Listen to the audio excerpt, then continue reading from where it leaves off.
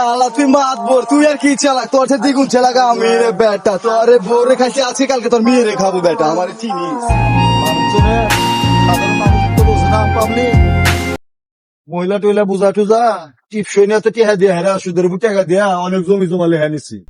আমার আর কিসের অভাব, এত বিঘাকে বিঘা সম্পত্তি, গরিব অসহায় মানুষদের দূর মানে খালি টিপসই নিছি আর লেহা নিছি, টিপসই নিছি আর লেহা নিছি। এত আগাছা সম্পত্তি, এত দিয়ে আমি কি করবো? মুন্দি কয় গিরা মাতব্বর সাপ কি হয়েছে বাবা?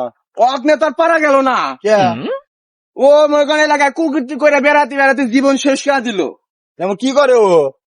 আপনার কই না এমন কুকীর্তি করছে, এবার মনে হয় মুখ দেখান যাবো না। কে কি হয়েছে? আর কই না মাতব্বর সাপ ওই বাড়ি ঘরে ঢোকে, ওই ঘরে ঢোকে, আজকে আমার এই ঘরে ঢুকছে। কার ঘরে ঢুকছে জানেন? কার ঘরে ঢুকছে? এমন ঘরে ঢুকছে যা কোয়ার মতো না, আপনি জানেন? কার ঘরে ঢুকছে? আর আগে না জরি নামের ঘরে থেকে ধরে বের করে দিলাম, গ্রাম থেকে বের করে দিলাম মেরে পিঠা। আবার কার ঘরে ঢুকছে? আরে আর কই না মাতব্বর সাপ, এবার আপনার নিজের বই নিয়ে আপনার ঘরের মধ্যে ঢুকছে। শালাক বাইরে মেরে হালা দেওয়া হচ্ছে, শালাক আজকে বাইরে মেরে হালা।